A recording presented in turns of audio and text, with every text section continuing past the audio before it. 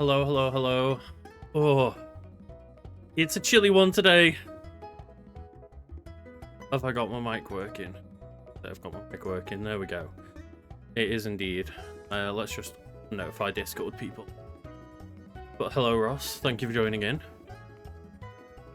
Oh,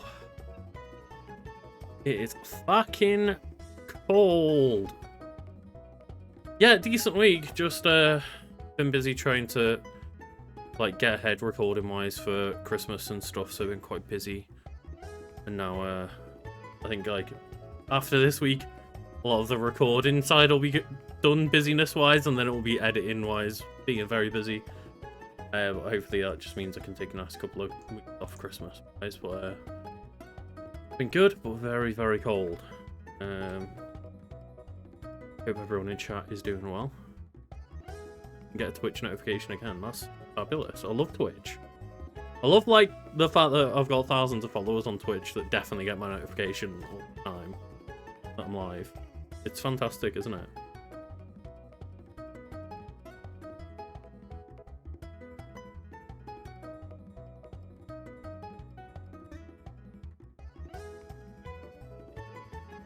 Pokémon.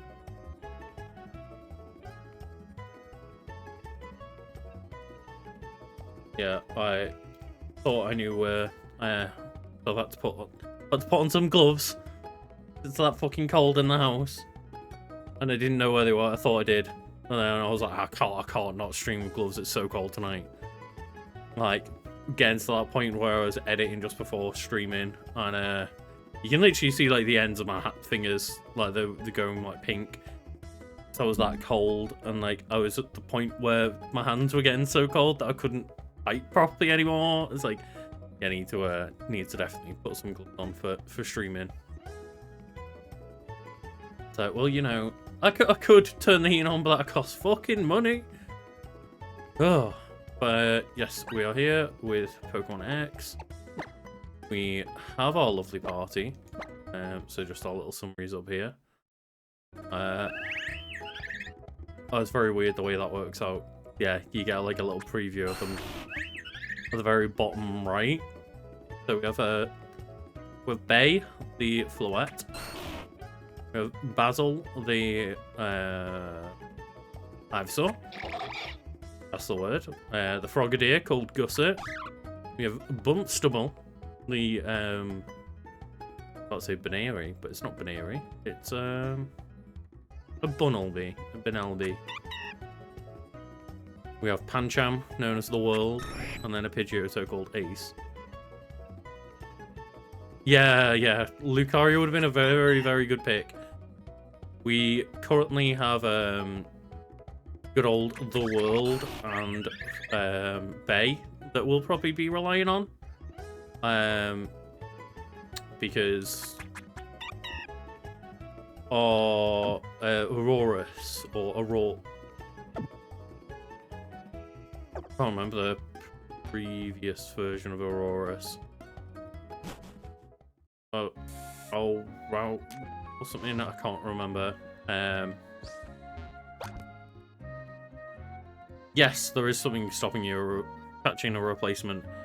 One of the other rules for the Nuzlocke is that you can only catch one Pokemon, the first Pokemon that you encounter on each route or route. So it's like, you know, you could, if you get lucky on the next route, you can catch another version of the same thing if you encounter it the very first Pokemon that you can't find. Chances are, apart from very early game where there's a lot of like, you know, Pidgeys flying about or Zigzagoons or whatever, odds are that the first Pokemon you encounter on a route is not going to be the Pokemon that you've lost. I presume a creator or stream, you know, some like YouTuber stream or whatever, or person on a forum or something that went by the name Nuzlocke. I presume that's why it's called a Nuzlocke run. Yeah, I think we pretty much decided like we're gonna just murder Snorlax because its catch rate is so low that it's probably going to KO quite a few members of our team. It does cost money to go inside. This must be one of the only places where you have to actually pay in Pokemon to get inside. Like, there's a literal paywall in the game here.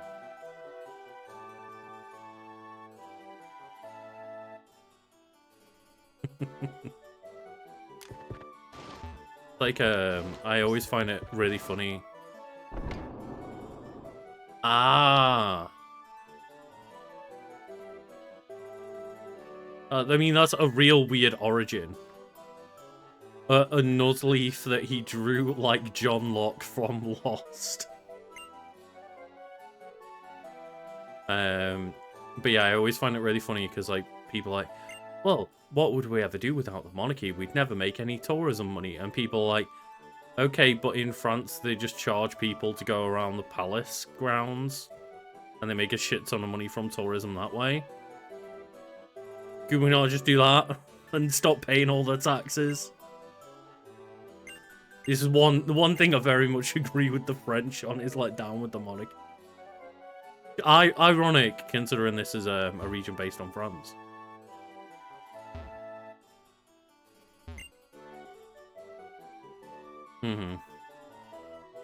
It's like, fuck the narcissist people inside getting paid money from our taxes. The buildings will still be there.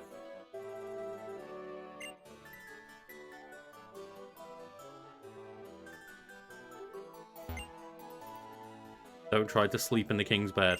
It's regal.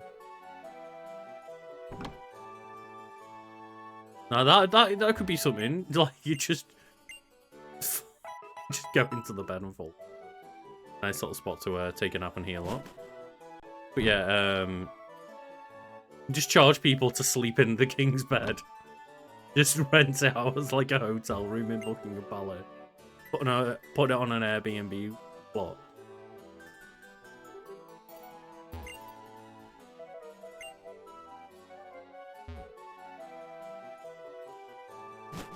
Only just got the notification. I mean, we're 15 minutes in, so that's a bit sucky. But at least we haven't really done much of excitement yet. I've just been complaining about the cold and saying that I needed to find my gloves, mainly.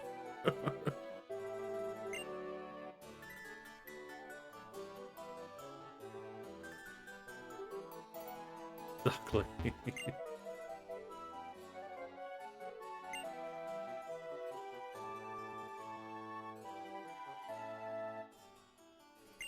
Like, that's the thing is, you know, obviously, a lot of people would be like, oh, no, you can't allow people to, like, sleep in the king's bed and have sex in it. It's like, yeah, but a lot of people would pay a lot of money for that. It's bringing in some fucking, like, major tourism books right there.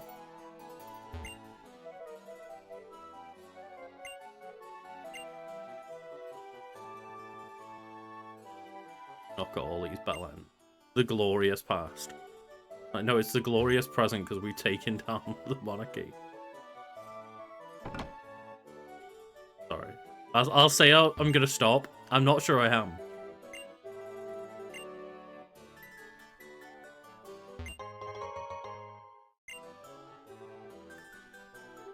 The witchery. What is the witchery? Is it like an old witch's house or something? Item, give. Let me look up.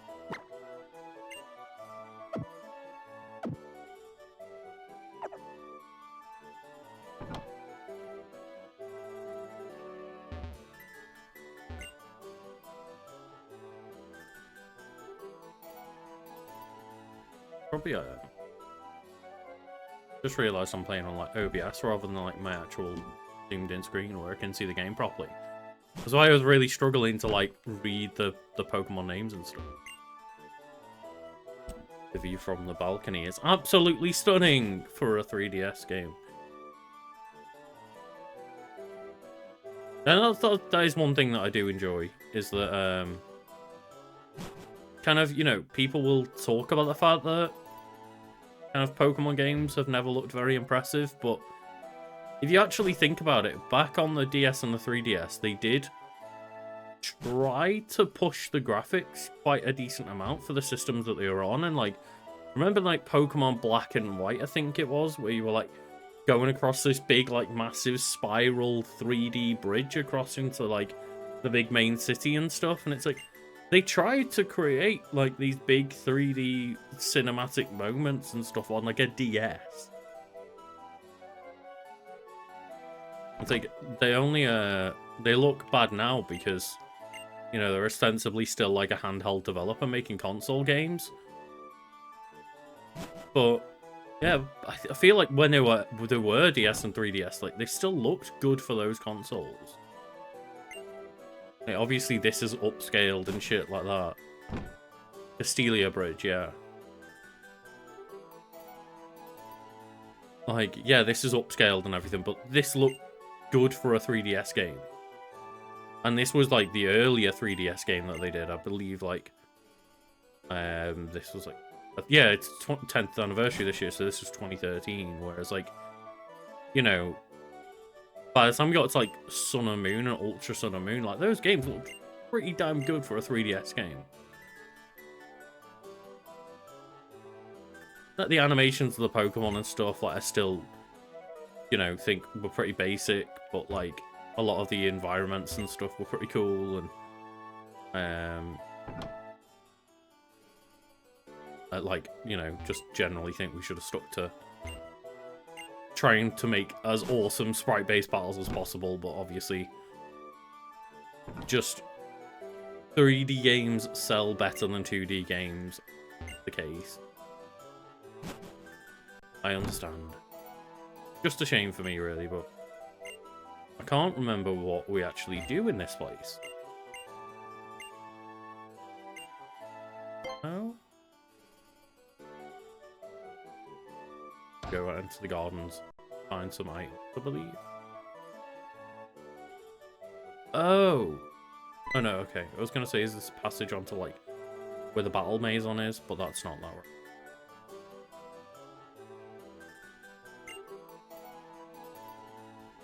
Oh yes, we'll find out a further, aren't we?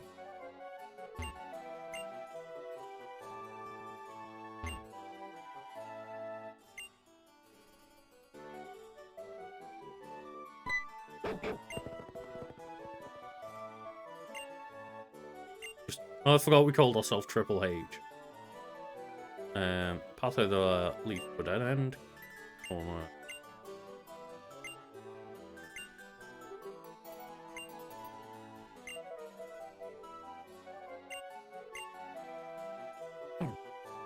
Okay. Wait. The viewer. Here.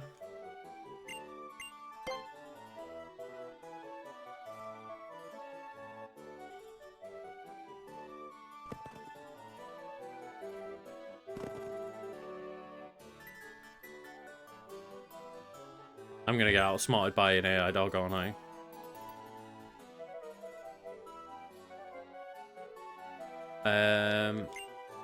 I mean, I do have access to the bottom screen stuff, yes.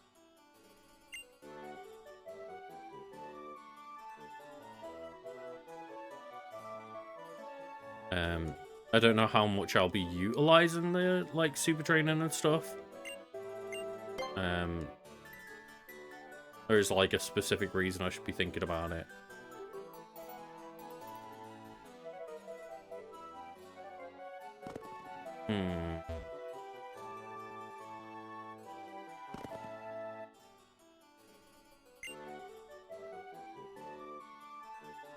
Of course, yeah. I've sent it up into that top corner now.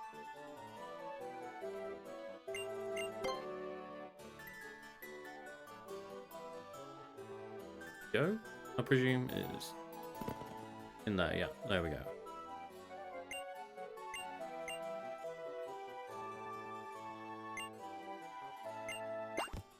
Could this dude have not actually helped us find the Furfrou?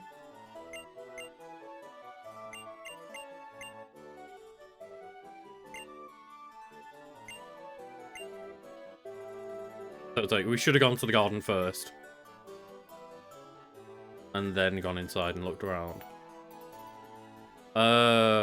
Yeah. I was gonna say no, Pokemon and me.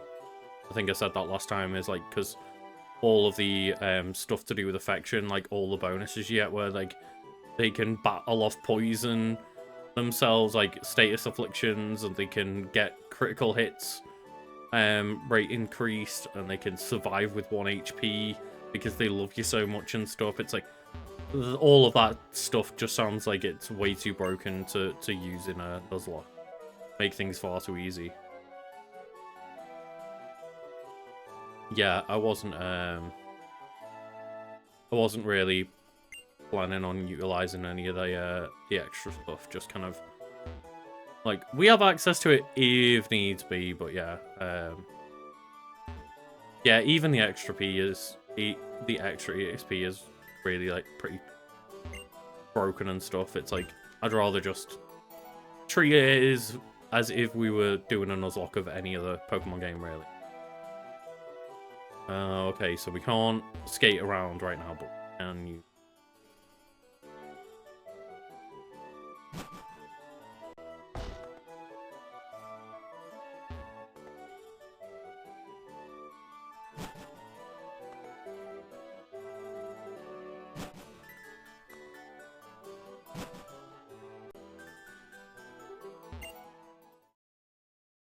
And we finally just...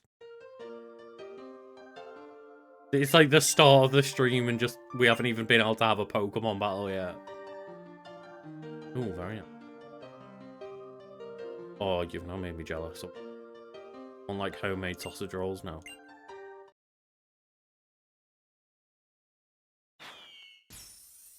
Wow.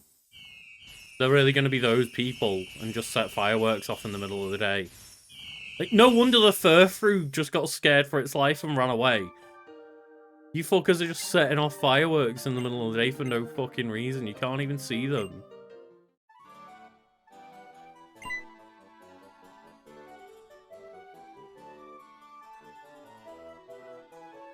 Mm-hmm.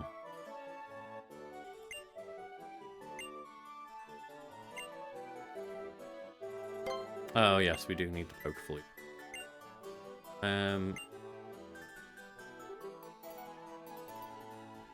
Yeah, I can't even remember what RPG I was playing the other day.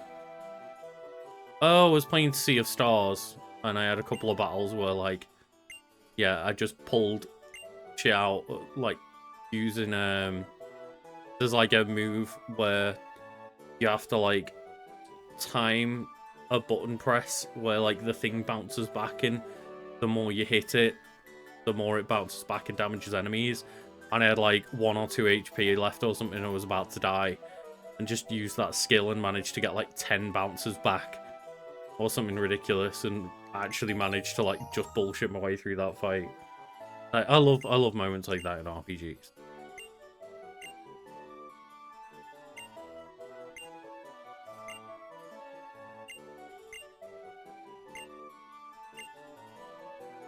I know lots about Mega Evolution. In fact, I know so much about Mega Evolution that I'm really upset that they just abandoned it.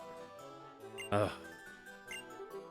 That is the one, like, real thing for me where it's like, I get that we kind of got Gigantamax forms as being, like, new forms of Pokemon, but you very specifically had to, like, utilize that for 3 turns in a battle, and it was only available in, like, certain battles in the game and stuff. The idea that, like, there was, what, about 30, 40 Mega Pokemon that are ostensibly new forms of Pokemon, and also ways to make a lot of old Pokemon that weren't viable, like, actually useful now. And they just don't exist anymore outside of Pokemon Go, and it frustrates the shit out of me. Okay, so, let's get on Nuzlocke tracker up. And it'll tell me how many levels that I can go before we, like, roughly get to the next.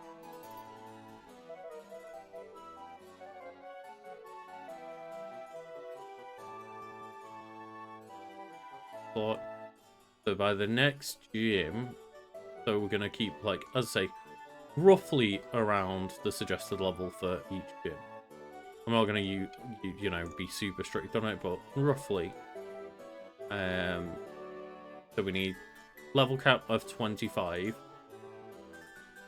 That means we should be able to get the world up a few levels. And Pancham doesn't evolve until, like, quite a bit. So, right? Pancham.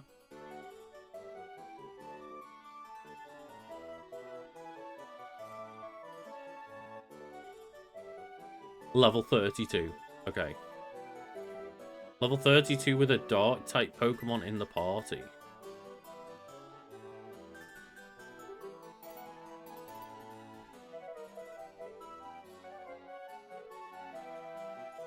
Yes, 100% that was, like, one of the biggest problems with Megas is, like, you know, half of the Mega Pokemon that existed ended up getting, like, banned, quote-unquote, like, Smogon banned.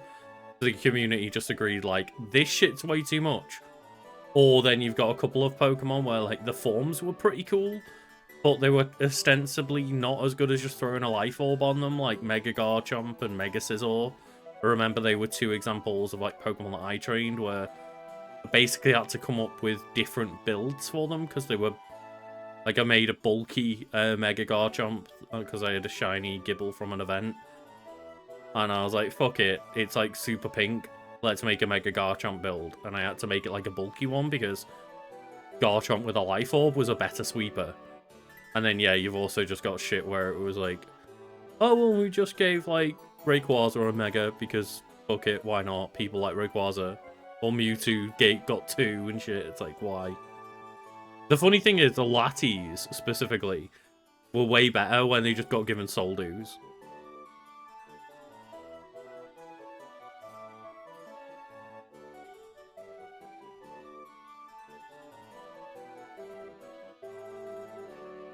Like, I love the fact, though, that, you know, all of a sudden, like, not that they're particularly bad, but I really liked Mega Gardevoir and Mega Gallade. I think they just kind of, like, went even further with those designs of those Pokemon. They were very cool. Mega Absol, Mega Beedrill, Mega Mawile. Mega Mawile was a bit broken, but I love the fact that Mawile got something to do. Mega Banette. Who else? Like, not Frostlass, the other one.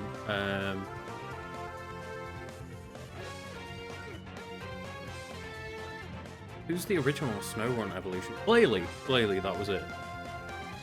Mega Kangaskhan. Oh god, yeah, Mega Kangaskhan.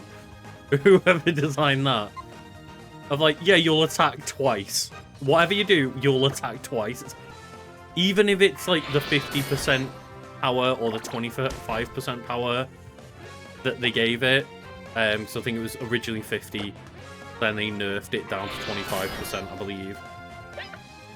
But given that baby Kangaskhan the ability to copy your move, so you just did 2 moves every turn. It's like, I don't care whether it's weaker. That's broken as shit.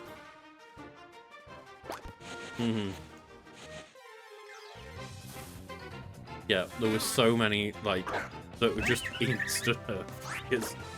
Yeah, it's a very cool thing, and I do also think, you know, kind of, as it sits in Gen 9, with the amount of power we've got in Gen 9, I do just think, like, half of those Mega Pokemon would fit fine within, like, OU or UU. But then, yeah, you've also got to have, like, I should say, like, the Mega Metagross.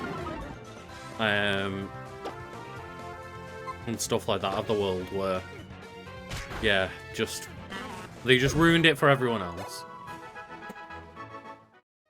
I absolutely despise the genies.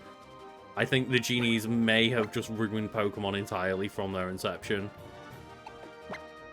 Competitive Pokemon, obviously, I'm talking here. And if they didn't do the job, Urshifu fucking did. Yeah, Urshifu, just give it the ability to go through protection moves. Like,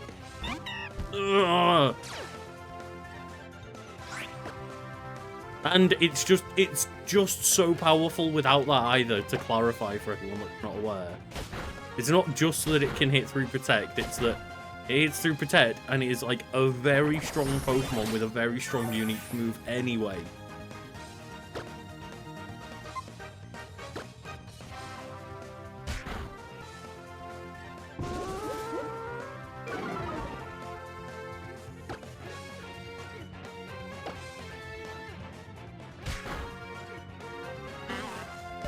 Oh yeah, I was gonna say that, yeah, part of the Mega Kangaskhan thing is, yeah, secondary effects working on the baby's thing, because, like, yeah, if you could say, you know, I can't think off the top of my head exactly what moveset Mega Kangaskhan has, because it's been so long, but say, for example, if you've got a move where it's like, oh, well, when you use this attack, it buffs, it's a, you know, like, Metal Claw, for example, only has a chance, but I'm just trying to think of, like, the top of my head. But, like, oh yeah, Metal Claw, it can boost your attack when it hits. But you have 2 of them, and then it raises your attack twice. Like Power Up Punch, for example, yeah. Power Up Punch is probably the one I was trying to think of in my head. It's like, if you do Power Up Punch, then that's 2 moves and 2 procs to your attack. Which is a Swords Dance that does 1.5 times damage.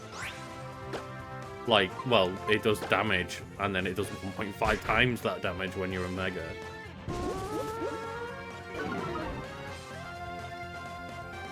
Oh, okay, it did have access to Power Up Punch as well, yeah.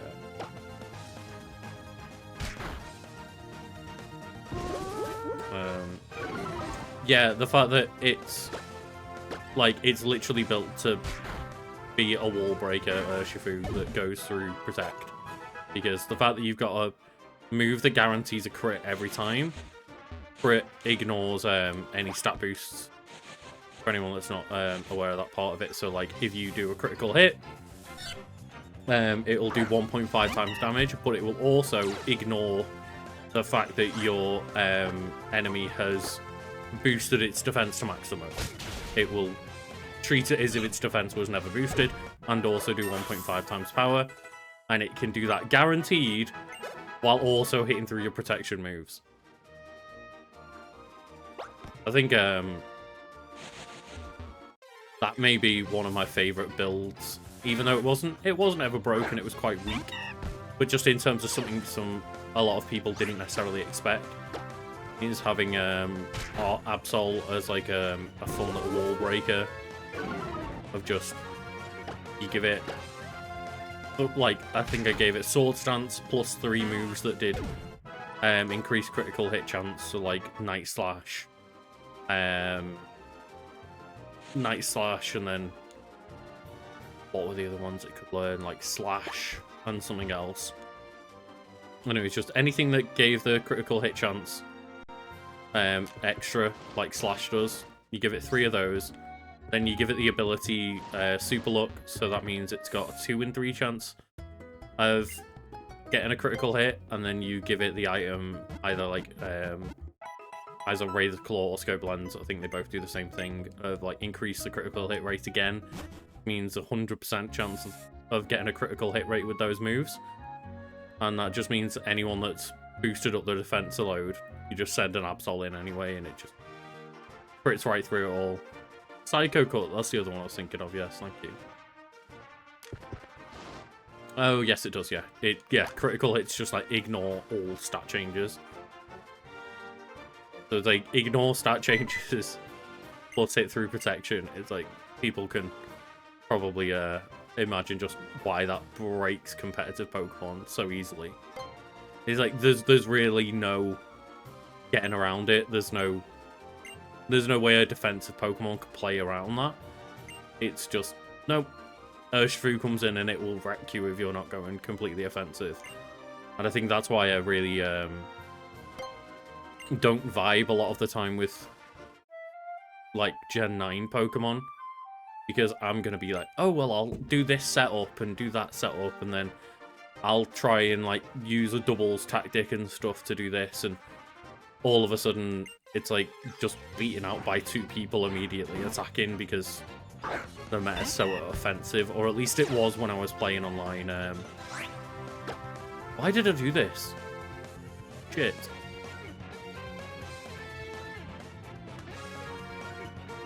I was meant to power up my Pancham a couple more levels. I was just in talking mode.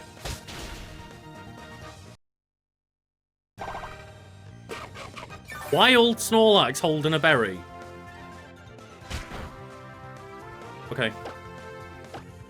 Provided there's no crits or anything, Pancham should be fine. Defense kill, okay. Right, so... Pancham should be able to take a hit. It should, in theory, be able to take a crit. So I'm going to try once to throw a Great Ball. Or an Ultra Ball. I'll try the Ultra Ball. The Ultra Ball fails, we just kill the Snorlax. So I don't want to go to the risk of it.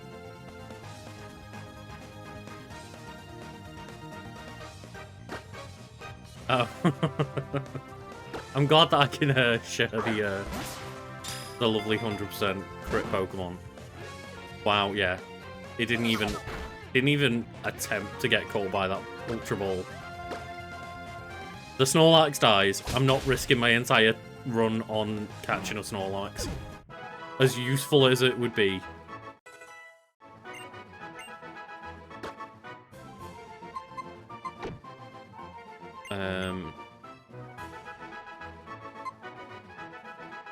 No, forget. How much does Vine Whip do? 45. What does Razor Leaf do? Okay, yeah. Sweet. In my head, I was like, yeah, it's definitely more powerful than Vine Whip, but I just wanted to double check, and it gets the extra crit chance as well. It's like, there are a couple of other Pokemon that have Super Luck, and I think they are, like, decent, but only have 1 or 2 moves that do the extra crit chance, whereas Absol, you can revolve an entire Absol moveset around it.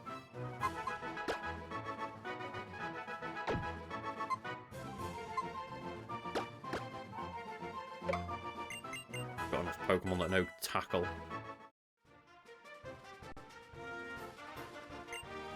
Yeah, Mimikyu Absol sounds like a fun team.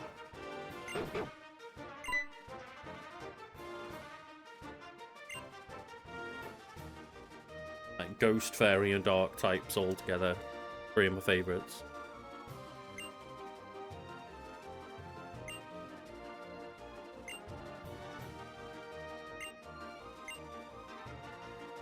I like how they're just completely... Oh yeah, my dog absolutely loves fireworks. Like, no dog loves fireworks that much. Stop pretending like your dog likes fireworks and trying to use it as an excuse. Just set them off in the middle of the day. It's like your dog doesn't like fireworks.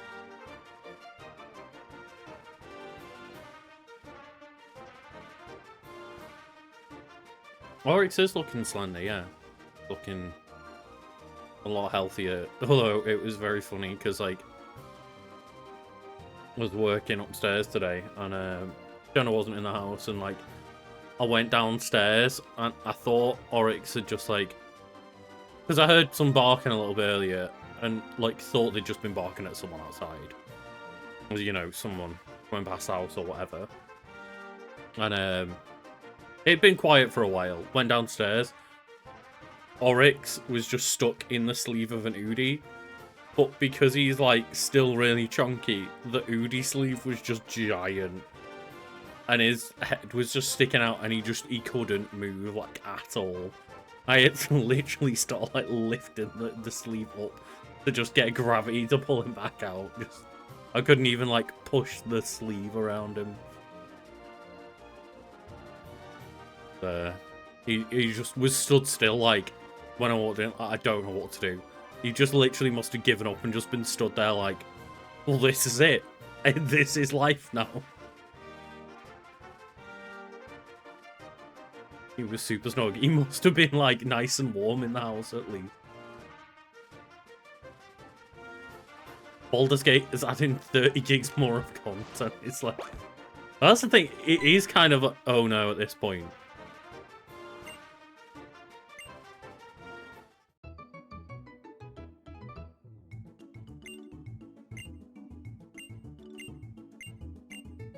I mean, I'm not gonna lie. I'm just gonna ignore the daycare. More for the sake of I'll put something in the daycare and I'll forget about it. I mean, do we have anything in the PC we're not using? We have a Riolu in the graveyard, and I think that's it. Maybe I'll see what just we catch here, and number 7 can just go in the daycare, but I've not really got any actual plans to leave anything in the daycare and worry about it. So, does this count as a new route? That is the question. I keep saying route because I'm used to watching a lot of, like, American YouTubers and stuff. So I know that we normally say route, but, like, yeah, bear with me. I'll interchangeably use route and route. Just because I watch so many people online talk about Pokemon. Oh, yeah, exactly. That's going to make so many people start new runs. It also means that when I now have to play Baldur's Gate 3, I say have to, like it's a chore. When I now go to play Baldur's Gate 3 and want to finish it over Christmas, it provided that the crossplay, maybe they've added crossplay with this update, or maybe they'll like add it in this update. But then when the Xbox version actually comes out, which is apparently still happening this year, that maybe that'll just be the announcement. Or like the Game Awards is like, Baldur's Gate is on Xbox, and guess what? We've already patched crossplay into it. So we are on Route 7 at the moment, right? Route 7. It doesn't change into a new route. Oh shit.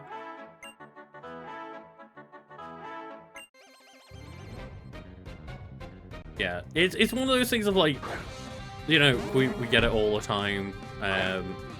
People commenting like, oh, you pronounce this word wrong, you're meant to be English. It's like, but we consume so much American media that there's just certain words that I hear way more spoken by Americans than I do ever English people, like the word route or route. The only real time I hear that word being used a lot is when people are talking about Pokemon. It's like, you know, and a lot of them just happen to be American, so just, yeah, I watch more American things than I do English. Sorry that sometimes it's not even like I don't know how to pronounce it, it's just that, like, it just becomes natural at a certain point.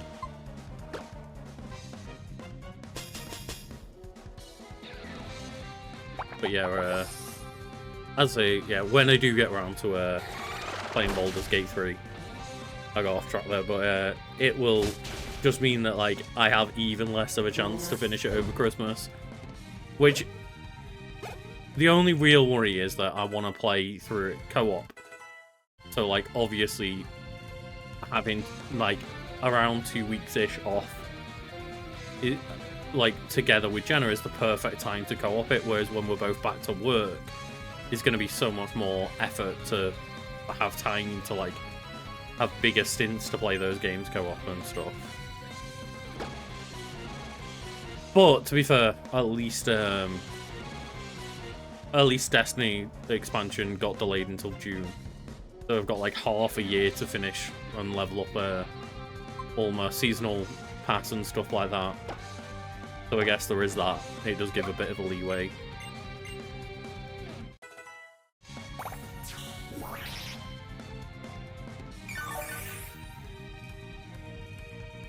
So as well, like with the new Destiny season, it was like, oh, I saw a couple of people real mad because like they introduced like a starter pack for Destiny.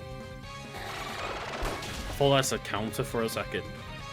And yeah, this starter pack, great, cool little idea of like, here's 3 exotic weapons that aren't super meta or anything, but you know, I think like 1 for each weapon slot, and then like here's, you know, a couple of emotes and a exotic vehicle and stuff like that, and it's like, oh cool, oh, that'll be 15 quid, please.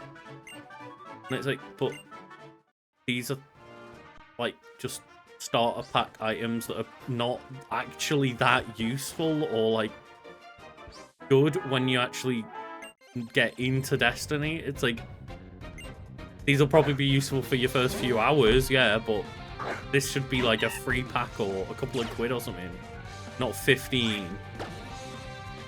And that's just been removed. They instantly got the fan backlash and was like, yep, get rid. We're already in so much trouble with the Destiny community already. This is a bad look, and we shouldn't have even put this out, really. But, you know, obviously, fucking developers are always trying to push the boat and see how far they can get away with shit. But it's like, ostensibly, like, something that shouldn't have ever happened, because people should have known that that was a bad idea, especially the way the community is right now. And, like, yeah, then they just fucked around and found out, basically. Yeah, Lucky Champ we want to keep. Let's go with.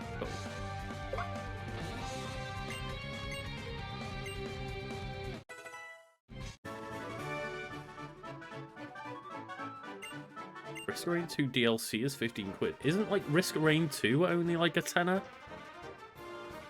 I thought Risk of Rain 2 was a pretty cheap game. Unless they're just like sales I've seen it on and I'm conflating them in my head. Also, I am quite disappointed that like there is an encounter in Partham Palace. Have we got a rod yet? I've just gone to my Nuzlocke tracker now and noticed that forgot that. The sprinkler tad instead of a sprinkler.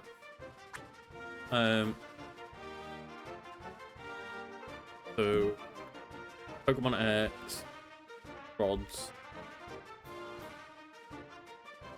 the Aquarium Ambret Town,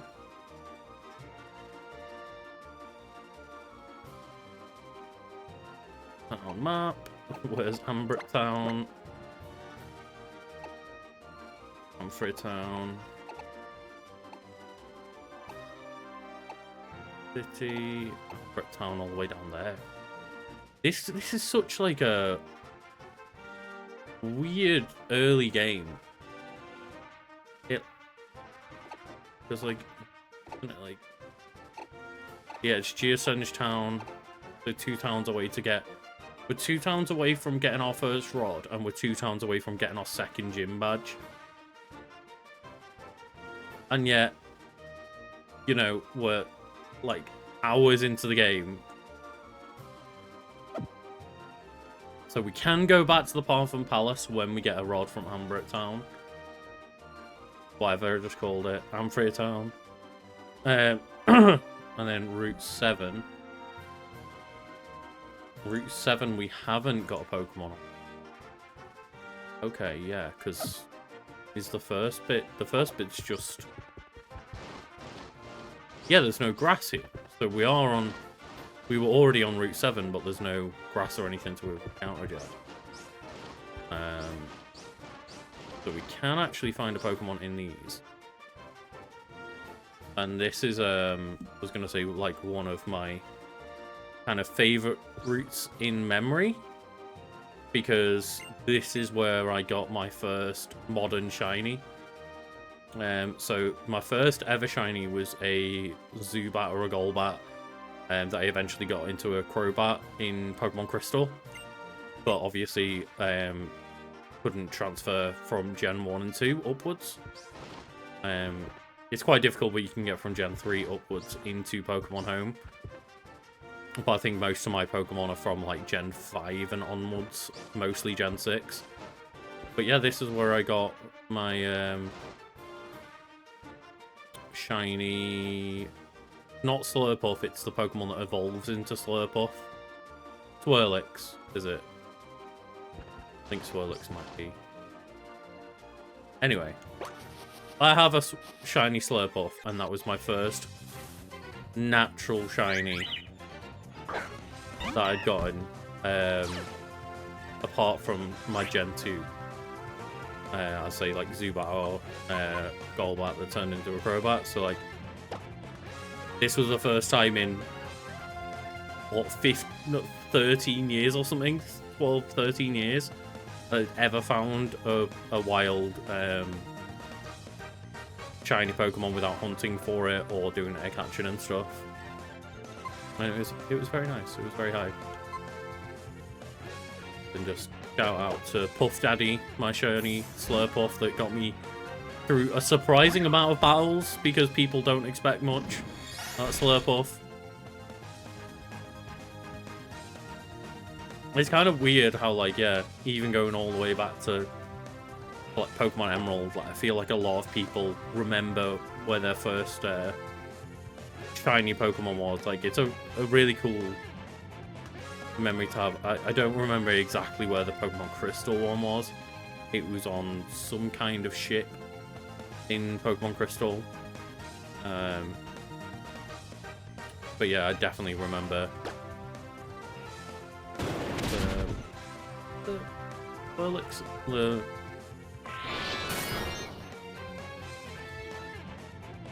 It is Swirlix, yeah. Yeah, Swirlix was like... Because I was trying to remember whether Swirlix was the like Candy Floss one, or whether it was this one. But yeah, good old Puff Daddy. Nice little golden Puff Daddy. And just always did like Cotton Spore and Draining Punch. And just bulked its way through a surprising amount of battles. Sure if there's anything in the battle shop.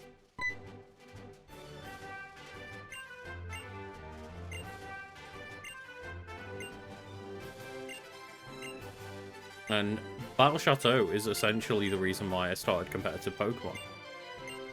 Kind of between Super Training and the Battle Chateau, it was my excuse to start building competitive teams and try them out and stuff. And the fact that there isn't any kind of like Battle Chateau, Battle Tree, Battle Tower in Scarlet and Violet, it just really annoys me, and I'm hoping that the new DLC that's about to come out with it being like, oh, it's all about battling and stuff. It's like, please just put some kind of Battle Tower in. But it pisses me off that it's paid DLC. It's like, that's the kind of endgame stuff that should be in the base game.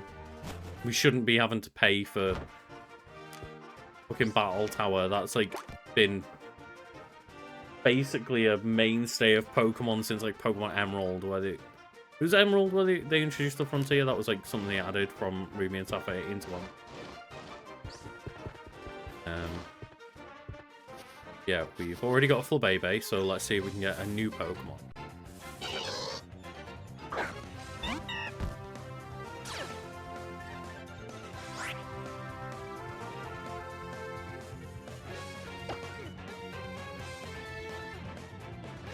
We've really not had much luck in terms of Group 6 or 7, have we?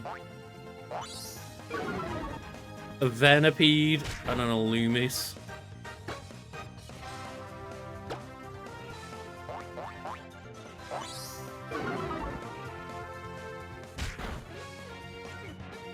I guess I'll try and catch it and put it in the daycare. What? Bristol had a Battle Tower? I really don't remember Crystal having anything like that. Not saying you're wrong.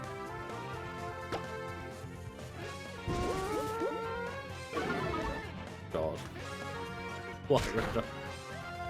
That's the thing is, like, I'm only really a fan of a lot of bug-type Pokemon from kind of the last few gens. I think they started to do a much better job with bug Pokemon. The last, like, maybe 3 generations. But Illumis and Volbeat are like, they suck so hard. They're like one of those Pokemon where, or 2 of those Pokemon, I guess, where it's not that they're boring and forgettable. It's that they are actively bad Pokemon. Yeah.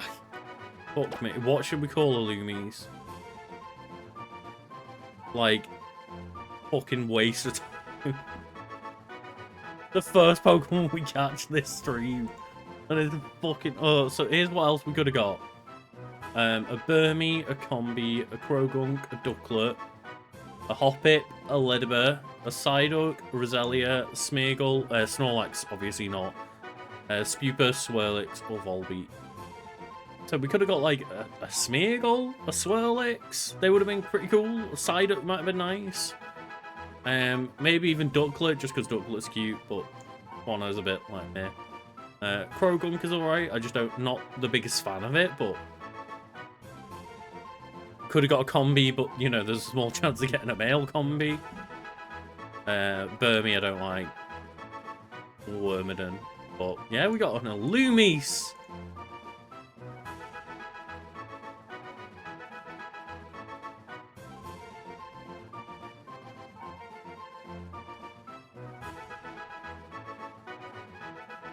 No, I'm gonna give it to Red Hot here. Mistake.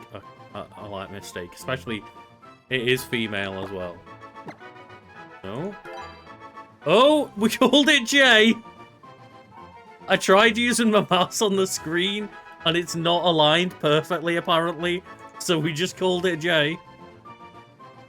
I tried to press M, it pressed space. I tried to press I, and it pressed J. And I tried to press delete, and it pressed enter, because all three were offset.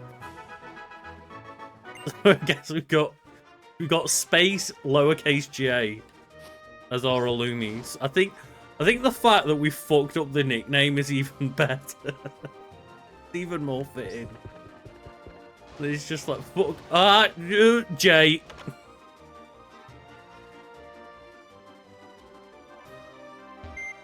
What did you miss? Well, we caught a Loomies and accidentally named it J, which is very fitting considering it was a mistake in the first place. Because a Loomies is just a Pokemon that should not fucking exist. So we'll pop a Loomies in our daycare, never to be seen again. Oh, wait, what? What's it got attached to it? Has that got a TM on it?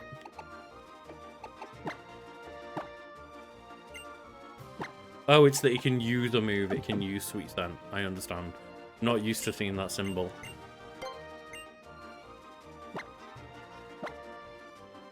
Or I'm used to seeing that symbol for a move, but not in that context of, like, the use a move thing.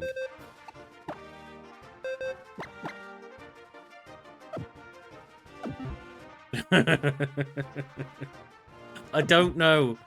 I don't know why. I'm just getting such shitty luck. Like, the one good luck we got was, I guess, the Riolu. Even though I don't like Riolu, but I guess technically that was the, like, you know, short amount of good luck that we've had in this run. No thanks. Not ready to battle. Let's go heal. We're basically fully healed, but you know, our Pokemon lives are literally on the line. Let's make sure we go and heal.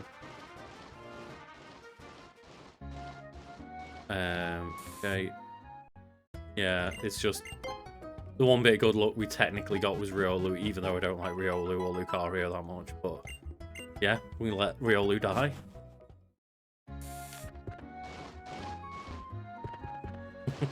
Just Jay takes on. Jay solos the Elite Four. It's the one Pokemon that we've got left. And we accidentally just left it in the daycare to just get OP. So who do I want to open the battle with? Let's open the battle with Bay. We should probably put Bay back to the front. Because A, we want to level it up for that Tyrant battle, and B, we also just want to use the Amulet coin that's got.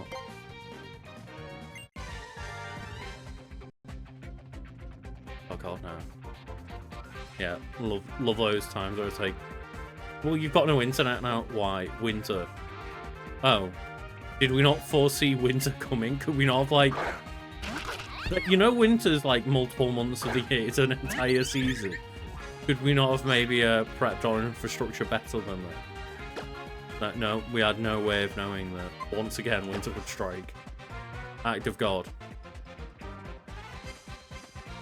So I did look into this. If you get an Inkay, it's like you can do something where you like hold down on the screen and pull your mouse up on the emulator, and it does the same thing. There is a way to evolve Pokemon that are weird like that.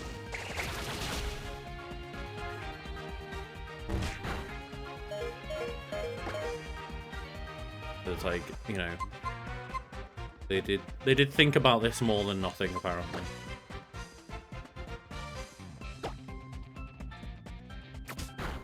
God. Caleb's poor fletchling died. You can't nickname any of your rivals in this one, right? It's just Caleb.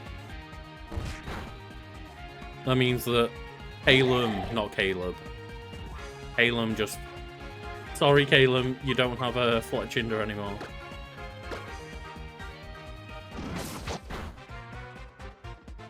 That would be amazing if someone made a mod where your rival also played by Nuzlocke rules, and just every time you wiped out their next new Pokemon.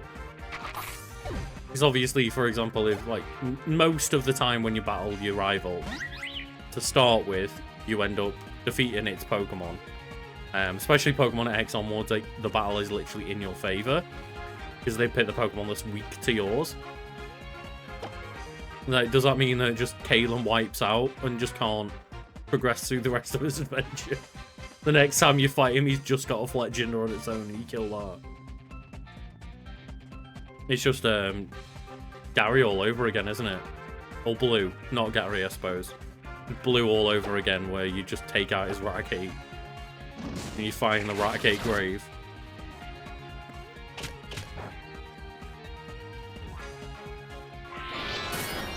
The ones that I didn't enjoy were the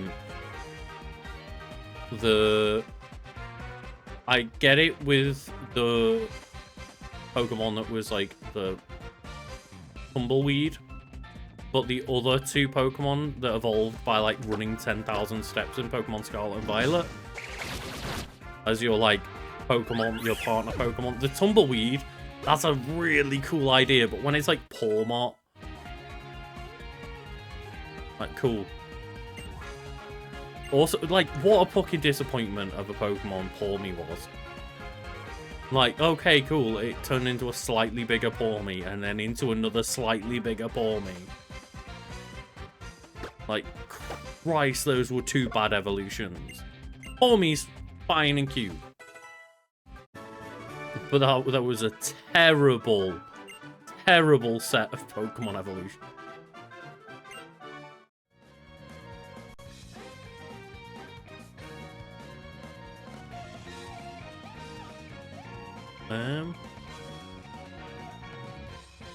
See, which ones are Barry and Hugh? Are they Gen 5? Or is that Gen 4?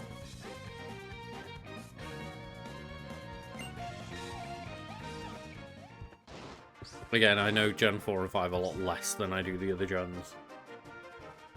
The DS era was where Pokemon wasn't cool for me and people around my age, so I had to like play Pokemon in shame and do it on my own, and was therefore less enthusiastic about it compared to a lot of other gens.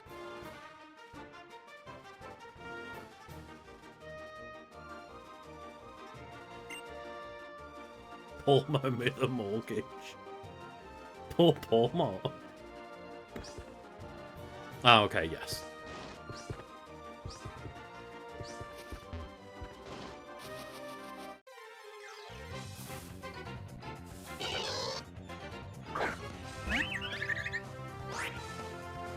Yeah, like, I never mind the idea of things being like the Pikachu of the region. I really like some of them.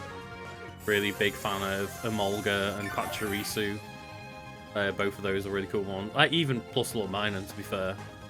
I like quite a lot of them. And the Galar one as well. which goes into hangry mode. That's the only real reason I like it, because it's called hangry mode. I appreciate that, but yeah, just the idea of it getting slightly bigger and then slightly bigger, it's like, woo. Yeah, that's the kind of evolutions that everyone loves. And it's like, it wasn't even, you know, where it's like, you know, a natural make it bigger, like how fucking, you know, Charmander turns into Charmeleon, turns into Charizard, and like the wings are obviously an addition, but they're basically just like, here's a slightly bigger lizard. But, you know, they get bigger in a cool way, whereas poor me to Pawmot is just, it just stands up and gets a bit fatter. Oh yeah, like it sucks how much Plusle and Maiden suck. But in terms of oh shit, yeah, we should swap. That might have a poison move. In terms of just design, I think they are very, very good Pokemon. And they're super cute. They're just like Pichu, but they are little cheerleading Pichus with different color schemes. Like fucking adorable. But yeah, in terms of actual viability to ever put in your team, they're useless. Like, even early game, they're pretty useless, which is really sad. I still prefer the design of Pichu, but the idea of, like, two little cheerleader Pichus together, when they introduce double battles, fucking amazing, adorable. But their stats are so bad that even with the plus and minus boost they give each other, they're worthless, even in double battles. Like, they can be fine, but like, you know, you're not taking them into the Elite Four. Even if you could have double battles in the Elite Four, you still wouldn't be taking them to the Elite Four. Obviously, if you know the games well enough, you can like over-level them or kind of get around it and stuff. But you know, it's not, they've not got near enough stats to just casually take them into something difficult like the later gyms or Elite Four or anything, and they'll just power through it. And again, like, that's the thing is, you know, as I say, the entire gimmick of them is based around the idea of double battles with their abilities being plus and minus. And how many times do you have a double battle in Gen 3 mainline games? Maybe half a dozen times, maybe a dozen times. Apart from, let's say, like, in Emerald, where they introduce, like, the Battle Tower. But, yeah, there's not really many times where you, in the main story, are actually doing any double battling.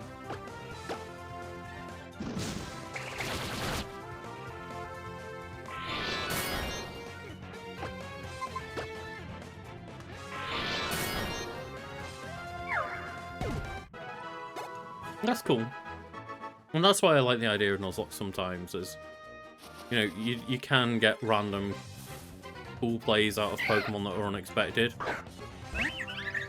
So it's yeah, as I say, it's not like they are never ever to be used, but they're not going to be your like anchor of the team or anything by any means.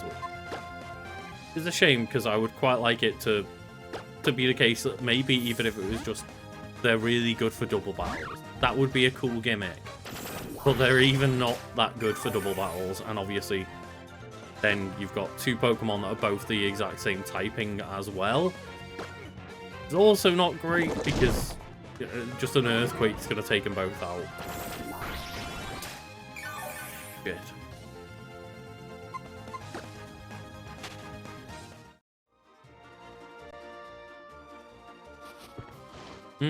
Yeah, forgot that, well, it's just the one Pokemon, right? Technically. It's the two forms of,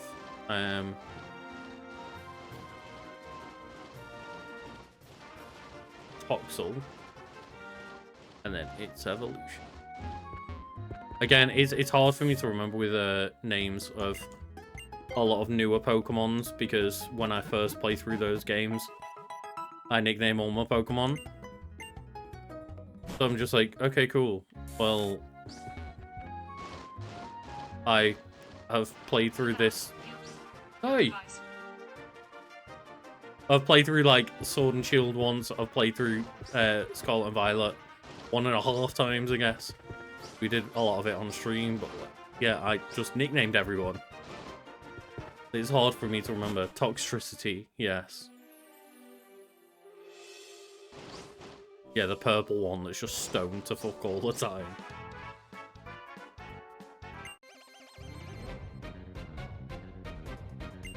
Like, I do quite well with names eventually over time.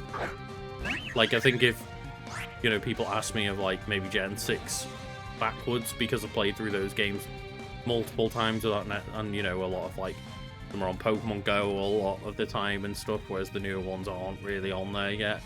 Not a lot of them, anyway. So it's kind of over time I get really used to the names, but yeah, my first experience with the Pokemon are always... Well, I've played 100 hours of these, but all of the Pokemon I ever saw were nicknamed, so I don't know what they're actually called.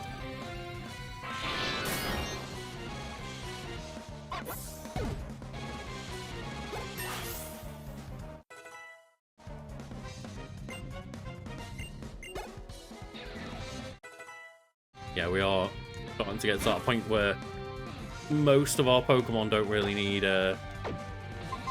much more leveling. Keep standing up Bunstable, because Bunstable's a little bit behind. But Bunstable's probably the first one I'm going to replace. But yeah, like, we still got another entire town to get through before we get to the next gym.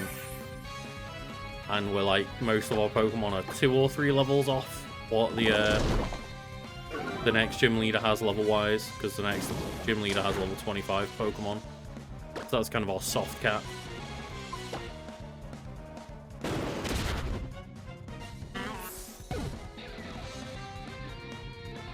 Oh, like a little russet potato. It would be weird to name like the water Pokemon a potato.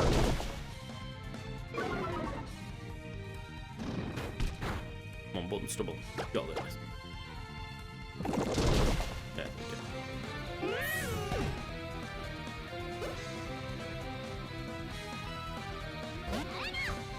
Okay.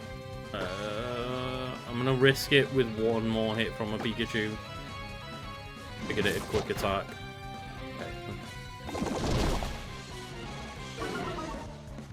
Speed fell.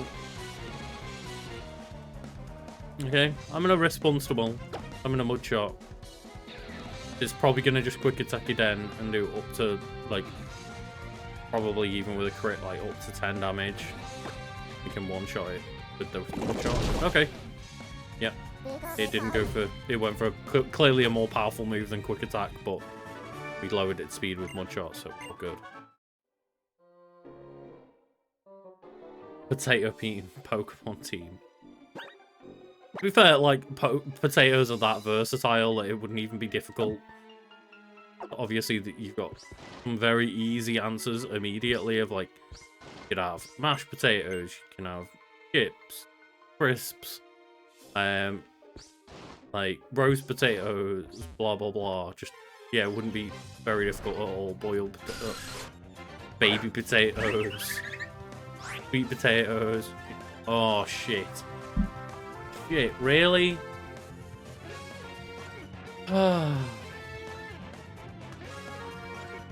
What can we find in Connecting Cave? The Pokemon available in Connecting Cave: Axew, Meditite, Whismur, and Zubat.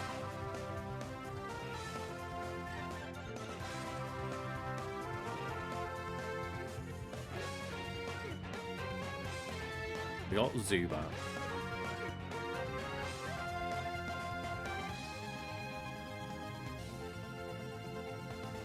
Oh dear.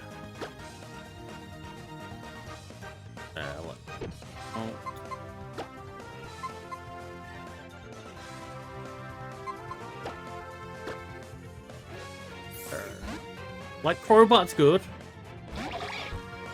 God damn. Would have been nice to maybe get, like,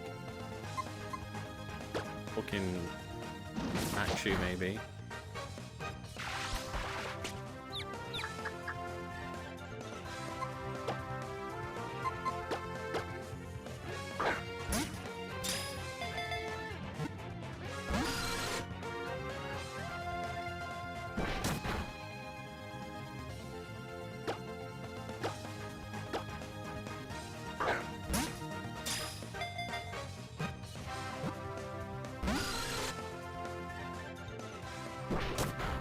Use a lick.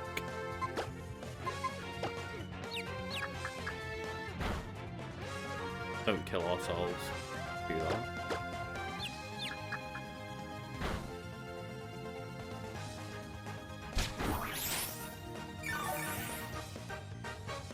Do we remember when Leech Life used to just absolutely suck as a move? Just, I think it was like, was it 20 base power? And it went up to 80, or was it like 30 or 40? Either way, it went from a move that was just completely, absolutely useless to like a top tier move.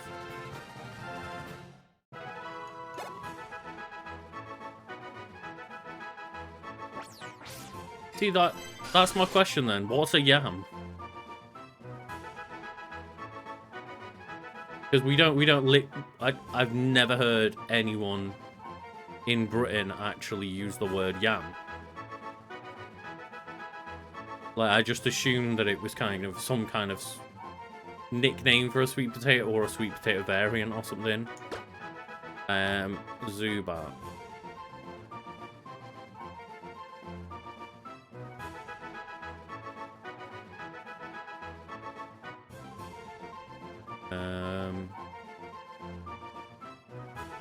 Does anyone got a nickname for a Zubat or a Crobat? You can give it.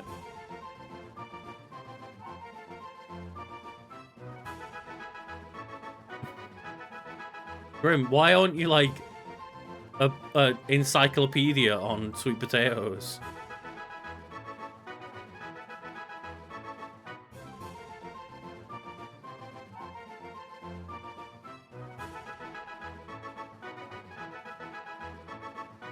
Name it Yam. You know what? Why not? You know what? I'm gonna name it Yummy. Make it a bit cuter. We're gonna call it Yummy. Yeah, again, like, I think I've only heard yam, like we were talking earlier, of, like, you know, watching a lot of American things. I think I've only heard yam being used in the context of, like, Americans talking about Thanksgiving food. And the one community episode where they failed to grow a bunch of yams because someone sabotaged the experiment.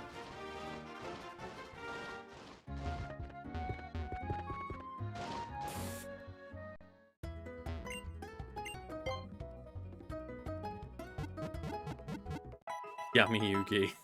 I should have called it Yummy like Yummy. I missed a trick there. I went with Yummy like Tammy instead. I don't know why I'm buying so many Pokeballs, but yeah, let's just buy some more. Why not? Fine.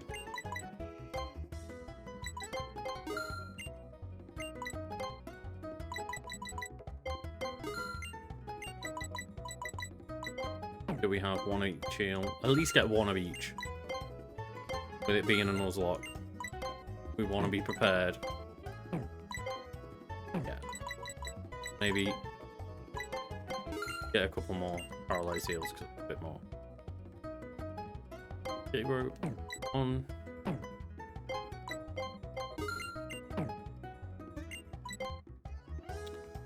Cell, I think we had the star piece earlier.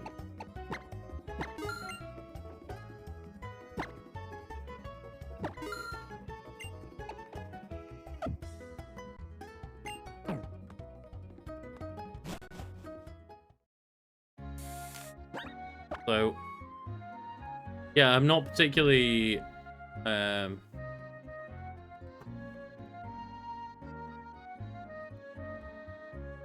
yeah, that's one of those things of like, it's obviously, it might be an English term or an American term, I don't know, but the only time I've ever heard it being used is in like American TV. Even if it doesn't get used in America, it gets used in American TV and stuff, you know what I mean?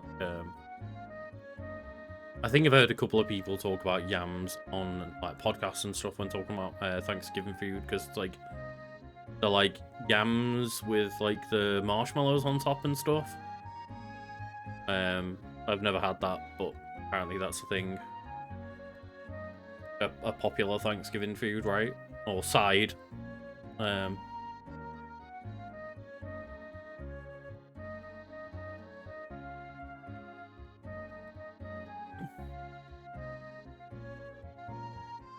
But yeah, it's one of those weird things of like, there might be a lot of things like yam where it's like no one in America really says it, but it gets said a lot on American TV shows and stuff.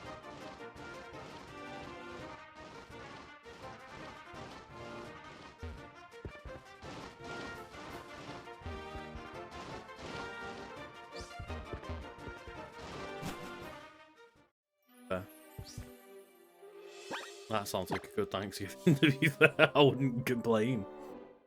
Sounds good. Oh no.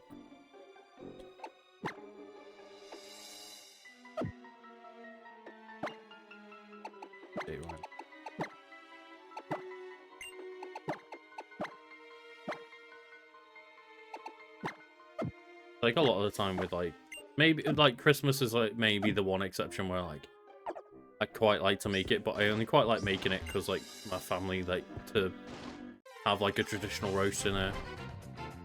But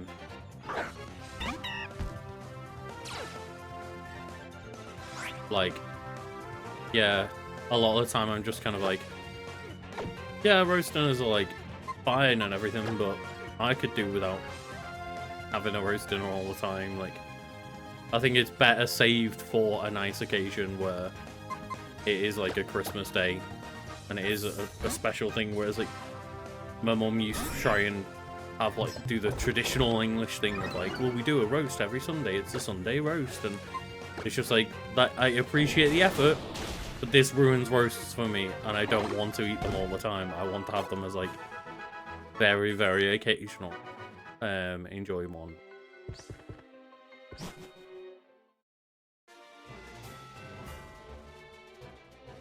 Like, I like a roast dinner, but I like them sparingly. I mean, that's 3 of the best parts of Christmas dinner. Is that I think I like Christmas dinner because it's I'm quite like fussy with a lot of the fruit and veg that I eat, and a lot of the Christmas dinner staples of like I'm good with broccoli and cauliflower. I'm good with kind of the, what is it, like the sweet and carrot mash specifically. If you make that nicely, I'm quite good with that.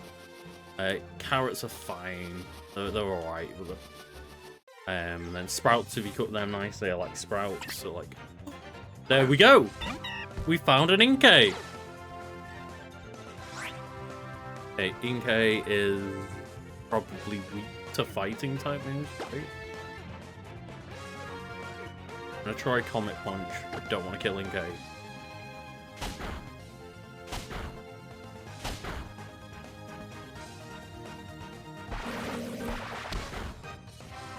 Oh, we are not yet Dark type.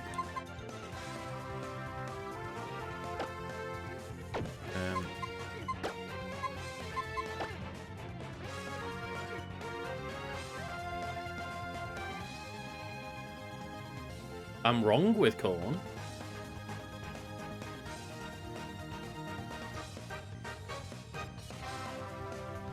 You mean just that I don't like corn specifically, or what? Because I'm not a big fan of corn.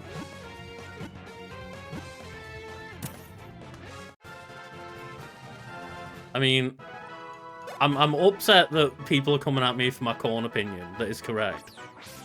Of it being a bit mid. But I am happy that we got Inkay. What do we call our Inkay / Malamar?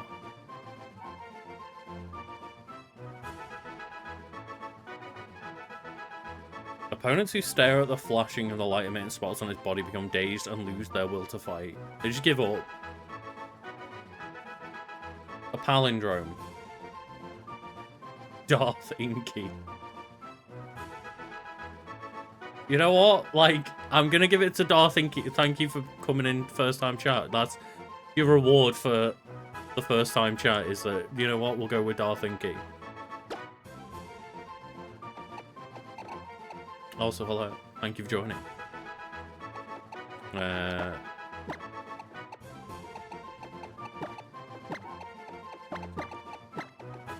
I'm not going to do it with my mouse anymore because apparently it's not set correctly.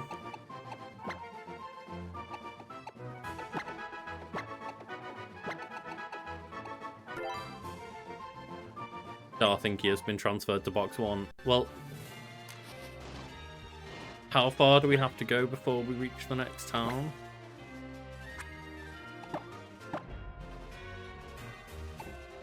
Oh, it's just above us. Okay.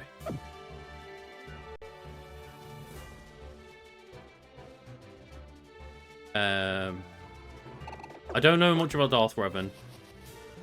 I know Darth Revan is a fan favorite, but Darth Revan's the KOTOR one, right? Because I've not played KOTOR. Shock horror. I mean, I think if I actually like gave a genuine answer, the answer would probably just be boring and be Darth Vader. But like, I've always got a soft spot for Darth Maul because, you know, I was young when Phantom Menace came out, and like, as Carl and I always talk about, like, Darth Maul is like such a fantastic visual and has such a very good fight. In that movie, he's not a character.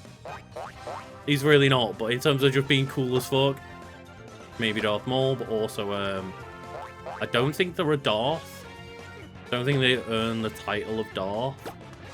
But whoever it was in Clone Wars, not the Clone Wars, who I think was brought back for Ahsoka, right? Whoever like that woman was, where she had like the shaved head. She was cool as fuck. I can't remember her name, but she was like hunting down Anakin Skywalker in Clone Wars. And yeah, just again, like not much of a character per se, but just super cool visual, like really cool fight scenes. Asajj Ventress, yes. I was gonna say, I didn't think that they'd earned like an actual Darth title.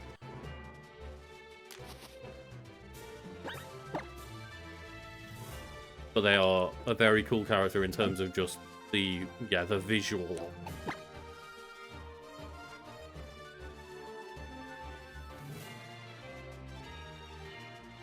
Fair enough, yeah. Yeah, no worries, Alex. Thank you for joining in. The voice actor for Darth Maul is Peter Serafinowicz. Who I always just know as Sean's knobhead friend, / one of his best friends, even though he's an asshole.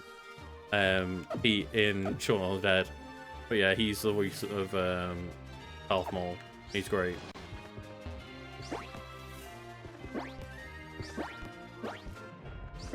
And then obviously you've got Ray Park as well, who is the body double for.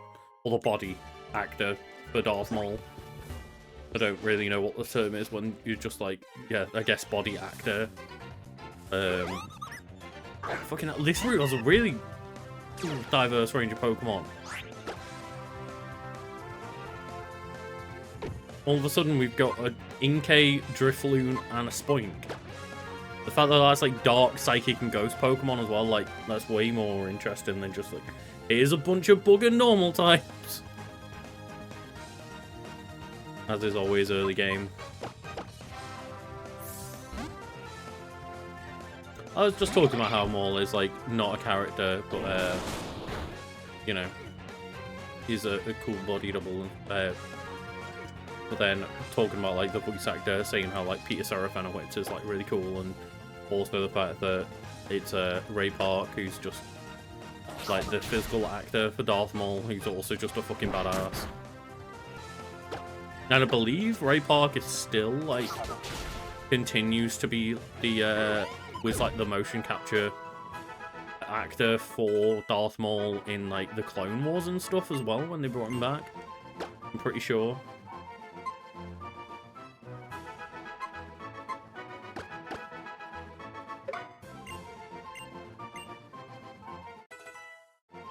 I mean, I've seen quite a lot of people oh, Bunstable's evolving so early.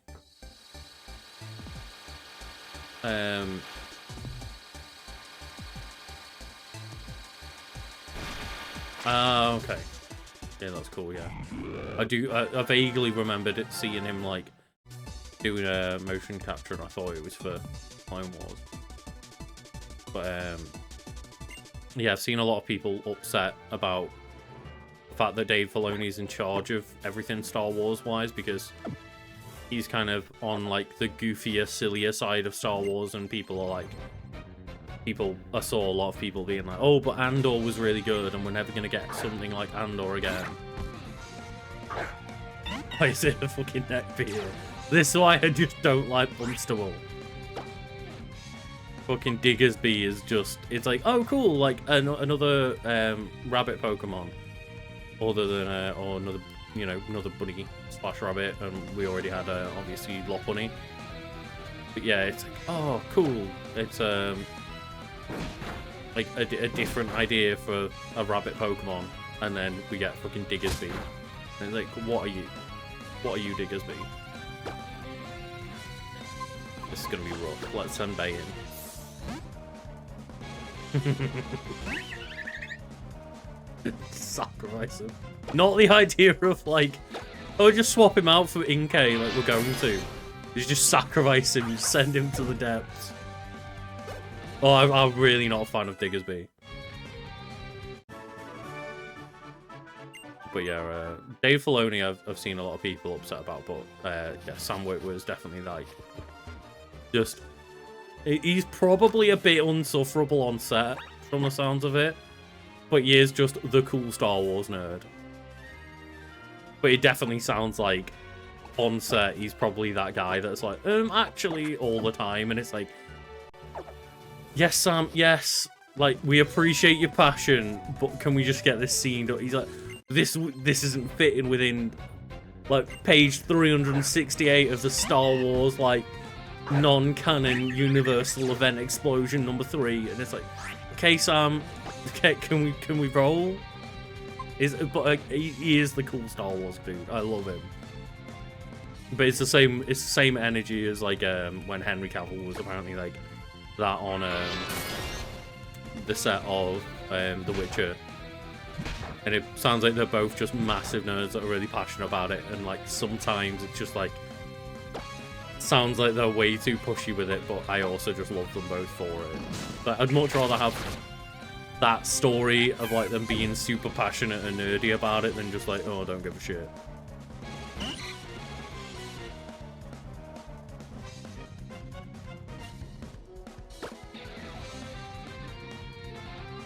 I mean, true.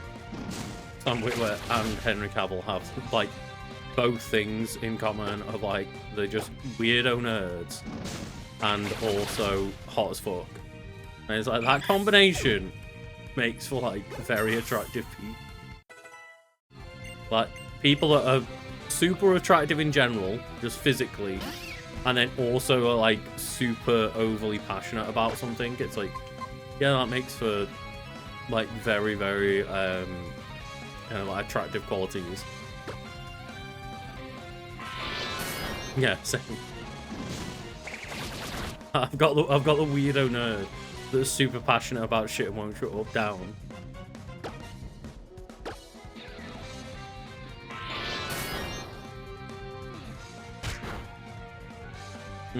Yeah, I think Diggersby is up there in terms of like how useful they are for HMs.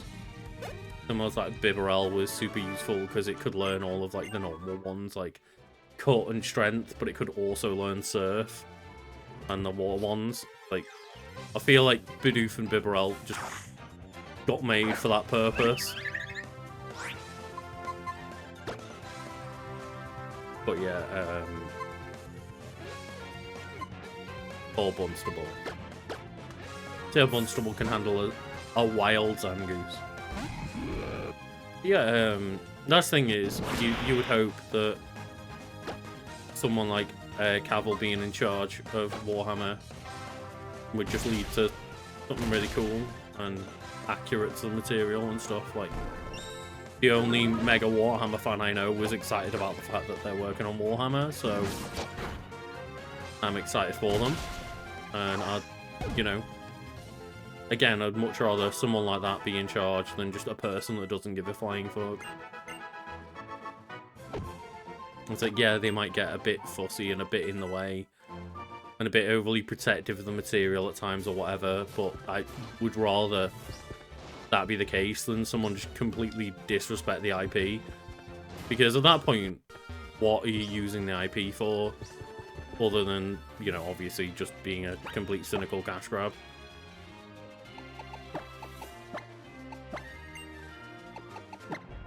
It's like, from the sounds of it, it sounds like, you know, what I'm dealing with at the moment spiritually, of hearing that like Avi Arad is the one who's in charge of The Legend of Zelda and is making it like a live action movie. It's that's the wrong fucking choice.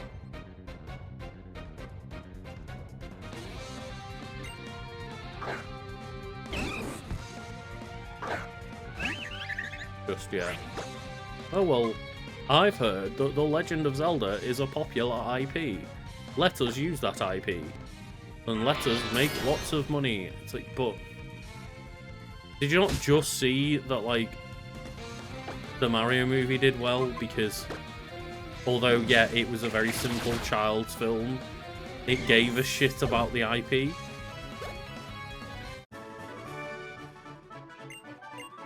I'll never learn. Never learn.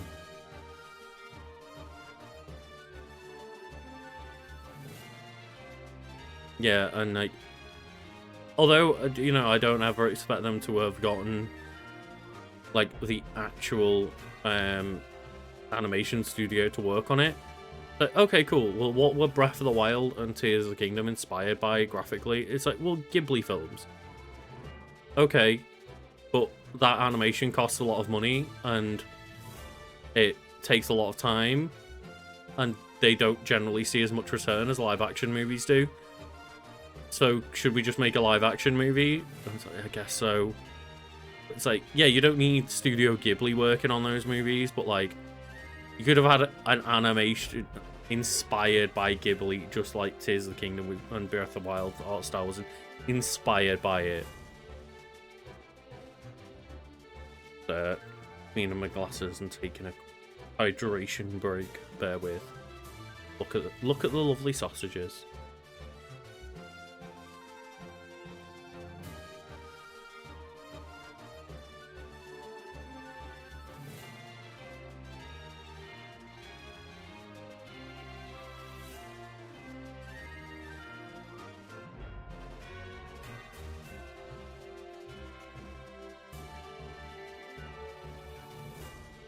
Oh.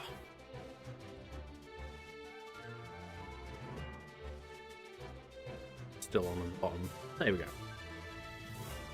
Which one's the watch?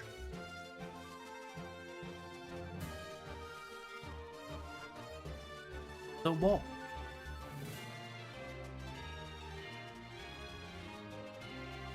Oh, if it's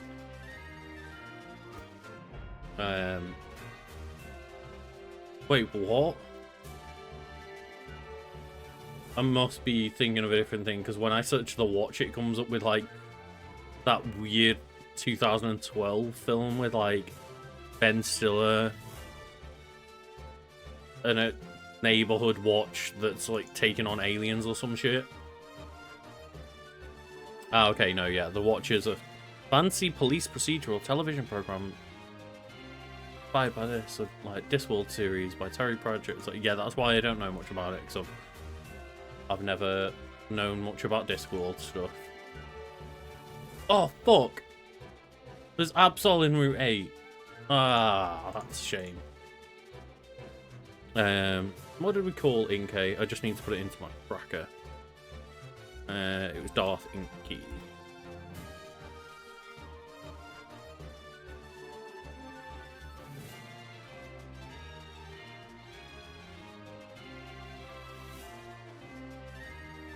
Yeah, it sounds like it's a very different thing than that Ben Stiller movie, and it's like, was it just then that I looked at it? It was like Ben Stiller, Vince Vaughn,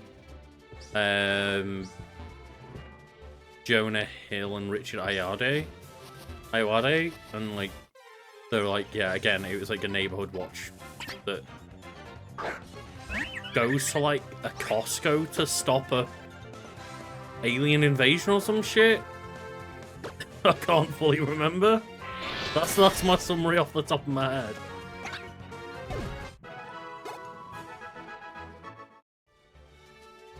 It sounds like a very different thing than Discworld. Ah.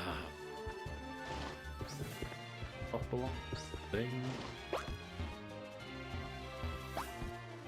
I really should have just went back and gotten Inkay, because yeah, I just assumed that we could get Inkay pretty soon, but it seems as though that this next town is actually like a mile away. How far away? Going back and getting Inkay in our team. The answer is quite a while away. Let's use our repels.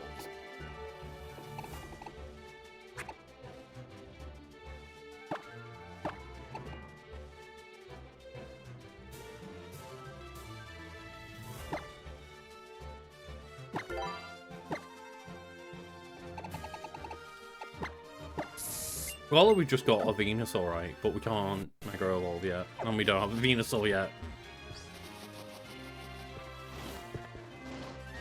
Does it classify as bullying if we just, like, shove a Venusaur right onto an Ivysaur and just be like, Mega Evolve?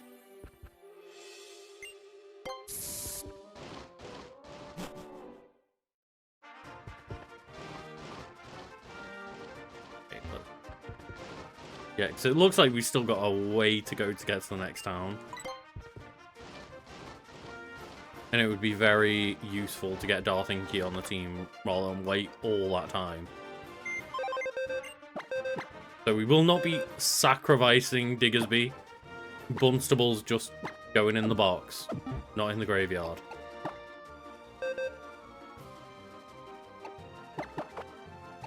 Yeah, I can definitely see how Vince Vaughn is kind of an actor that would rub someone the wrong way. He's got that weird smarminess about him.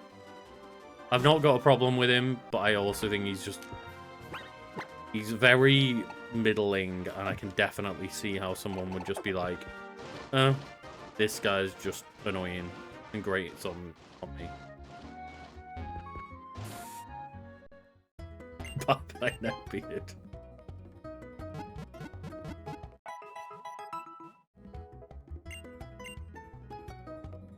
I mean, right now I've actually been watching something that's like decent so far. I'm on like season 3 of Better Call Saul now. I've just decided to watch Better Call Saul in the background while I'm playing Destiny because, or I guess play Destiny in the background while I watch Better Call Saul is probably the more accurate way to describe it. Because, you know, I've played so much Destiny, it's like basically autopilot at this point for the most part. But the new activity is very cool and quite challenging. There's been a bit of back and forth, but yeah, it's like just I'm waiting for the moment where Better Call Saul goes from like good to great. Because the only thing I ever saw when Better Call Saul was wrapping up on its final season was like, holy shit, this might be better than Breaking Bad. Like, the start of season 3 now, and it's fine. Fine. It's shot well. It's real slow. Like, I've spent the first 2 seasons or essentially one plot line for each character, like each main character. Like, it's basically split into like the Mike story and the Soul story, the Jimmy story, and it's like both of them are kind of still on the same thing they were at season 1, and we're in season 3 now.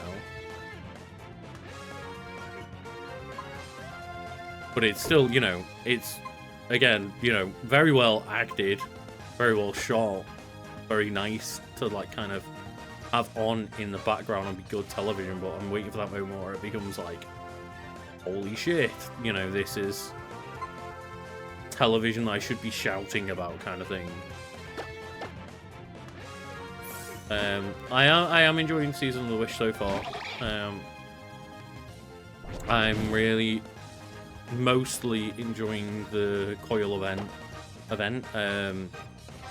activity, but my biggest issue is I tried to matchmake about 4 times and everybody's running to the next room.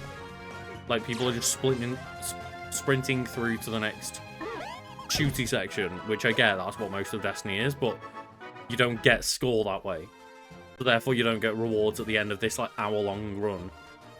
Unless you actually take time to go collect all the crystals and stuff, and it's like I've just ended up starting to solo it. Like I did a platinum run today on my own, and I did it in like just under 2 hours, but I was like, but those 2 hours will get me more loot than doing 2 1-hour runs with people that are just sprinting through and ignoring all the score. So like I'm trying this weekend to play it with a couple of like people on a fire team, but playing it match made just seems completely pointless because most people are just running past the actual objective.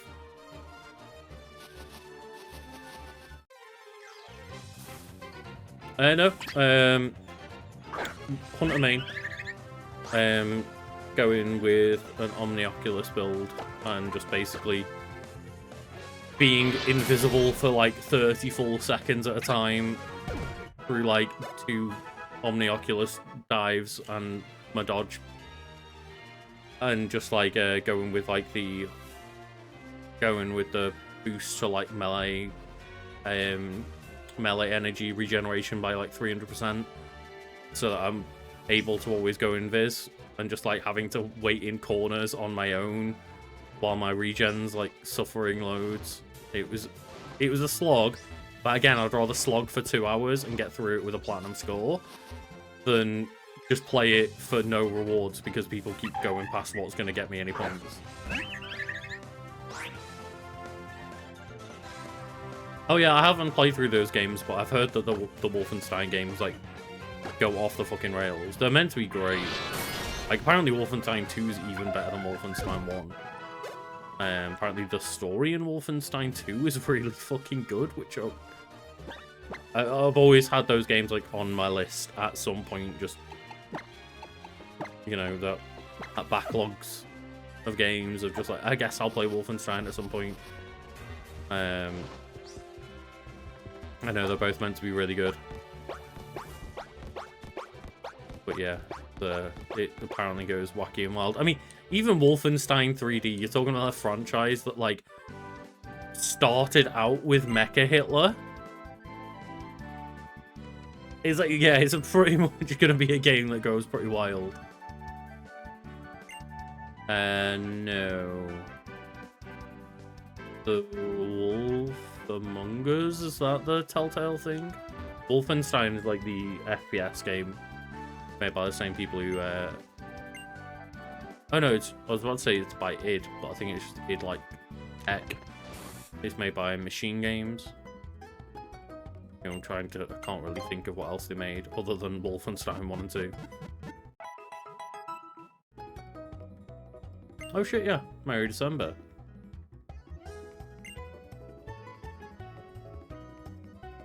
I thought you were saying like, oh yeah, how could I forget about Among Us? And I was like, that's not quite the same game as the Wolf game, but yeah. But no, yeah, the Wolf Among Us, yeah, but yeah. I thought you were just talking about the game Among Us. I was like, I guess it's kind of similar. You're being like sneaky and you're like a wolf in sheep's clothing as the imposter, I guess. So there's some links, right? Yeah, the wolf. Again, another game I just never played and just always meant to at some point.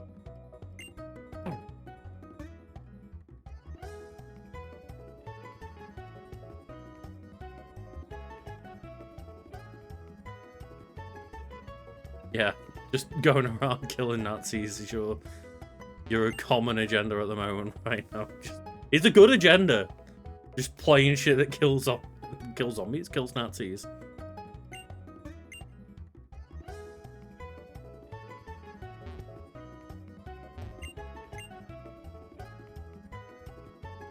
What do you think Pokemon fossils about? I don't.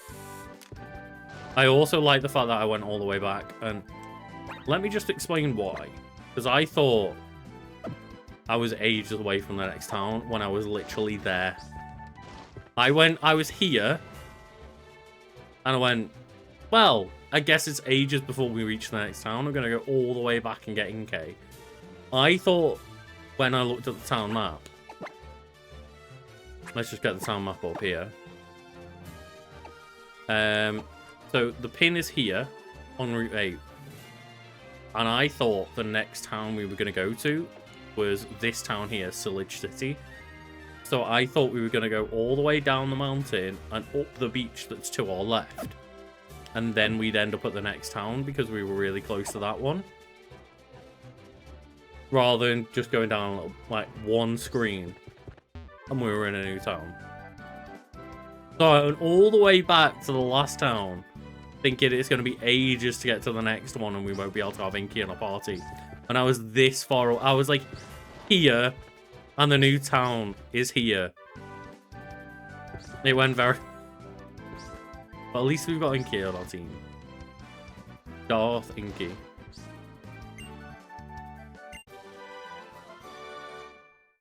Funny you should say that. I've just literally been, you know, earlier today just editing a video about Walking Dead and going through old clips of Walking Dead. And like one thing that was brought was like the first episode of the Walking Dead TV show where there's like the shot at the very end of the first episode where the tank is surrounded by zombies, and I went, oh my god, there are so many zombies in that shot that are really badly animated CGI zombies from the top that are moving like little blocks at like 2 frames a second.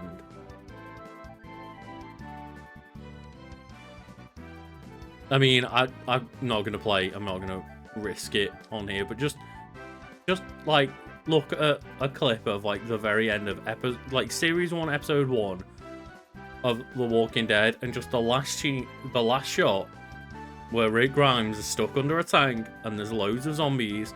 The zombies around the tank are clearly people, and all of the other like hundreds of zombies are all just like these really blocky, shitty CGI zombies that are like they look real bad nowadays. And obviously the focus is you just stare at the tank, but when you like look back and pay attention to anything around other than the tank, it's like it looks so bad.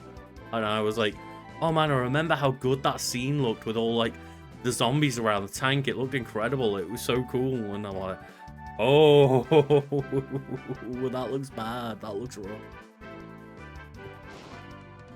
Oh dear. Yeah, sure.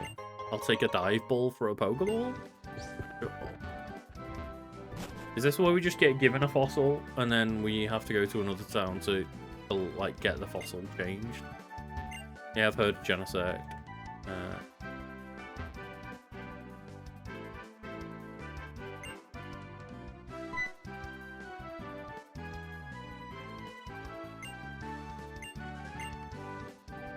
Oh yeah, do you know anything about Mega Revolution?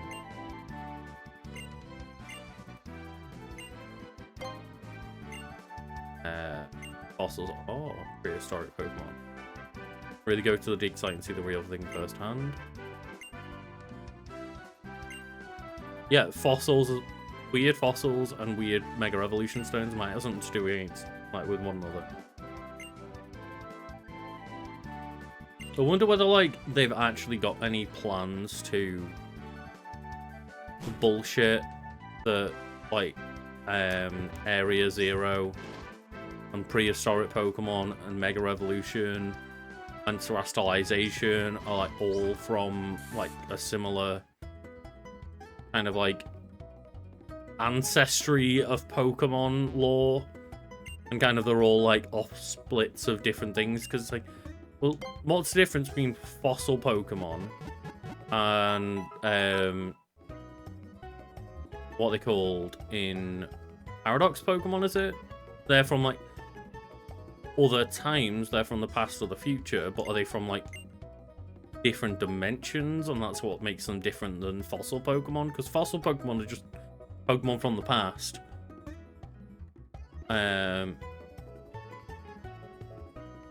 Yeah, The Walking Dead does have an amazing makeup team. Because like the video we're talking about is like video that I was editing. It's talking about how like season 2 had like no zombies in it, and it's like, but the entire premise of The Walking Dead was zombies and how cool the zombies looked and how much their makeup was like amazing, and they got like nominated for awards for it and stuff. And then it's like, and then season 2 was just there's no zombies in it. We're on a farm. Yeah, yay! And like I went through. I've been like looking for clips for it, and just went through like all of season 2 of The Walking Dead. Just like, you know, scrolling through like the little preview bar of each episode while looking them up. And it's like, oh yeah, pretty much every single episode has either one scene with zombies in it or no scenes with zombies in it. But this is a zombie show, and season 2 had like no zombies in it. Oh, it's disgusting. But yeah, I'm gonna finish up there today because it's been a busy day for me, editing wise and stuff. So we'll leave it there in our new town.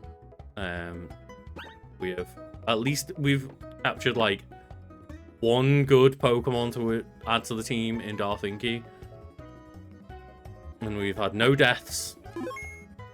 We're doing well. It's been a bit of a quieter stream in terms of Nuzlocking, because the first like 40 minutes is just like, let's fight one Pokemon. Because the fucking Path and Palace and stuff. But yeah, thank you for joining in, everyone. And hopefully now Pokemon X starts to like pick up a little bit. Because it's just that weird bit between like Gym 1 and Gym 2 that's like really stretched out. So I think we're in like kind of the really like slower portion of the game before things really pick up again. Currently around midnight for me, which is why I'm logging off. But yeah, thank you all for joining in, and I hope everyone has like a lovely day, evening, or night wherever you are. So thank you all. Be back on Monday for Mass Effect 2 specifically. I'll be back next Thursday for more Pokemon X Nuzlocke for anyone just specifically looking for Pokemon type. So yeah, I'll be back same time next week. Hope everyone has a lovely time.